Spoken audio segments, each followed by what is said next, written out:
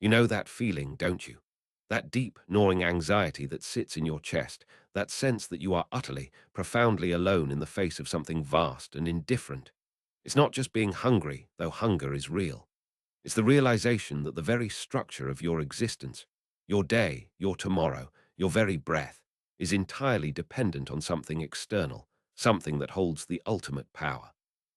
It's the feeling of being a tiny, fragile boat, tossed on an ocean that doesn't care if you sink or float. And when you read something like this, God is most gracious to his creatures. He provides sustenance for whoever he wills, for he alone is the powerful one, the Almighty. It doesn't just sound like a nice sentiment, does it? It sounds like an absolute, unshakable declaration of power. It's the ultimate reassurance, the final word on the chaos. But for me, when I hear that, I don't immediately feel peace.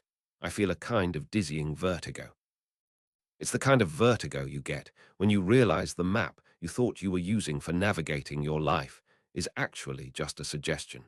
And the actual terrain is infinitely more complex, infinitely more demanding. We spend so much of our lives building our own internal scaffolding, right? We create our own systems of hope, our own rules for survival, our own narratives about what it means to be secure. We look around, we see the hustle, the competition, the sheer brutal reality of scarcity, and we try to build a fortress out of our own efforts.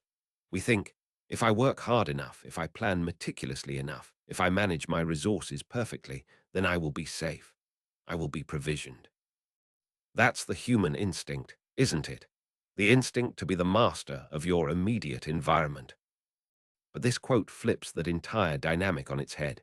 It doesn't say, work hard, and you will be provided for. It says, he provides sustenance for whoever he wills. See the difference? It shifts the locus of control.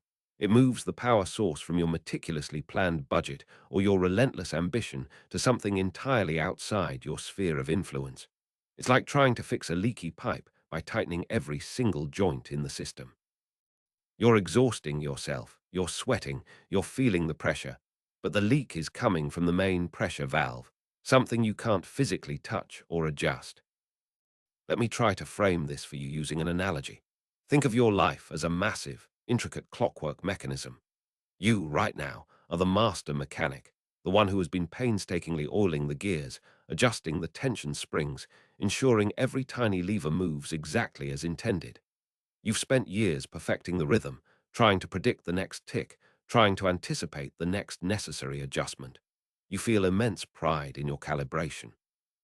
But this statement suggests that the clock itself, the source of the energy, the ultimate power, is not the mechanism you built, but the fundamental force driving the entire machine. It's like realizing you've been trying to fix a broken compass by just tightening the needle, when the problem isn't the needle. The problem is the magnetic field itself. And this brings me to the psychological tightrope walk. We are wired to seek agency. We need to feel like we are the primary architect of our survival. If we accept that sustenance is contingent on a will we cannot control, what happens to the drive? Does it collapse into despair, or does it shift? And here's where I get stuck, and I need to be honest with myself about this. Because if I truly believe that the ultimate power is external and that my own efforts are ultimately secondary to a will I can't grasp, then what about the sheer, agonizing effort of trying?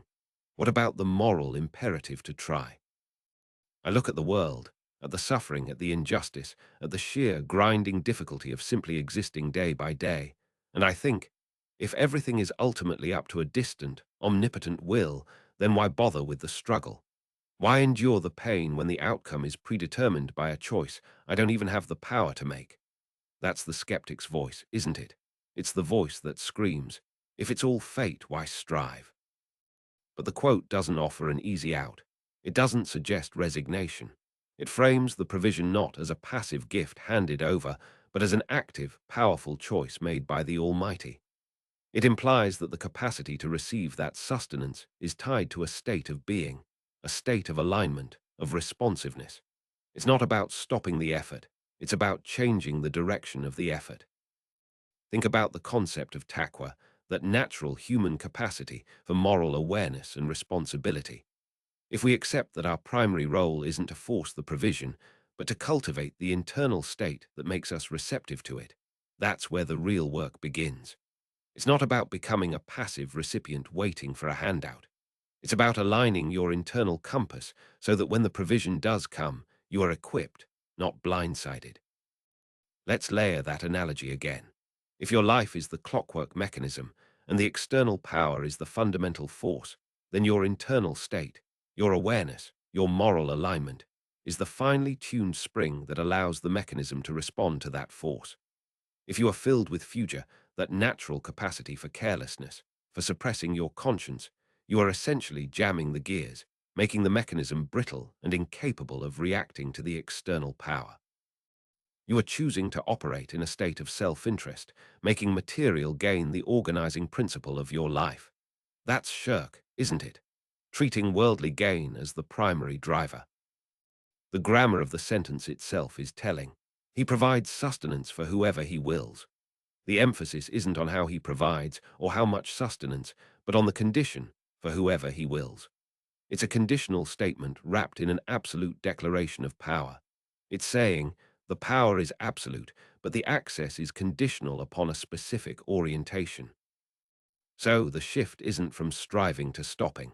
It's from striving for the outcome to striving for the state that makes the outcome possible. It's moving from trying to be the engine to becoming the perfectly tuned conduit. And when you look back at that opening feeling, that dizzying vertigo of being alone, now I see it differently. It wasn't the vertigo of being powerless against a brute force. It was the vertigo of trying to be the brute force. The realization isn't that you are utterly dependent. The realization is that your dependency is not a weakness to be feared, but a necessary vulnerability that opens the door to a different kind of strength, a strength that doesn't rely on your own muscle, but on your willingness to look up. We spend so much energy trying to build walls against the vastness, trying to prove our worth through accumulation. But maybe the true act of being a believer, or simply a person operating with Iman, isn't about conquering the world, but about recognizing the boundary of your own control, and then choosing, deliberately, to step back and trust the mechanism that is larger than your own. So, if we take that opening feeling, that deep, gnawing anxiety about being alone, and we reframe it through this lens, we realize the anxiety isn't about the lack of provision. It's about the misplaced belief that provision must be earned through sheer, exhausting self-reliance.